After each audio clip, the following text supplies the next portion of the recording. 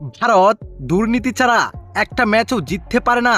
তারা আমাদের সাথে ফাইনাল ম্যাচেও টিম সৈফটের আউট নিয়ে দুর্নীতি করেছে।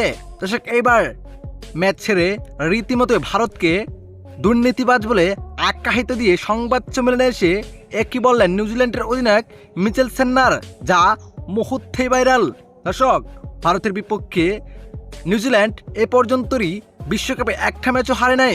সবার ধারণা ছিল ফাইনাল ম্যাচটি নিউজিল্যান্ডে জিতবে, কিন্তু নিউজিল্যান্ড যেন শেষ পর্যন্ত পাত্তাই পেল না ভারতের সাথে। যেখানে আগে ব্যাট করে ভারত 255 রান টার্গেট দেন 5 উইকেট হারিয়ে।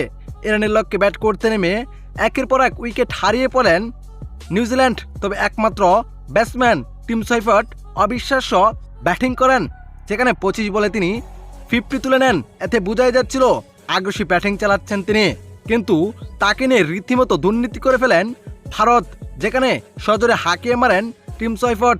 আর ফিল্ডার হিসেবে ছিলেন ঈশান কিষান, যেখানে ঈশান কিষানের হাতে গিয়ে পড়েন বলটি। কিন্তু এই যাত্রায় ঈশান কিষান নিজেকে সামলাতে পারেন নাই। স্পষ্ট দেখা যায় ঈশান কিষানের পা সীমানায় সাথে লেগে আছে, কিন্তু এটিকে আম্পায়ার আউট ঘোষণা করেন। কিন্তু স্পষ্ট বোঝা যায় এটি ছক্কা হয়েছে। আর এমন আউট দেখে রীতিমতোই রেগে গেলেন নিউজিল্যান্ডের অধিনায়ক মিচেল স্যান্ডার, যেখানে সংবাদ সম্মেলনে এসে তিনি বলেন, ভারত দুর্নীতি ছাড়া কোনো ম্যাচেই জিততে পারে না।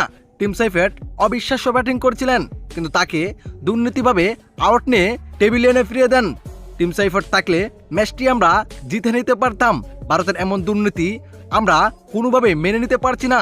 দর্শক, আপনার কাছে কি মনে হয়, এটি কি ছক্কা ছিল, নাকি সত্যি আউট ছিল, নাকি ভারত দুর্নীতি করে আউট নিয়েছে? কি মনে হয় আপনার কাছে? জানিয়ে দিবেন আপনার মতামত এই ভিডিওর কমেন্ট বক্সে। ধন্যবাদ।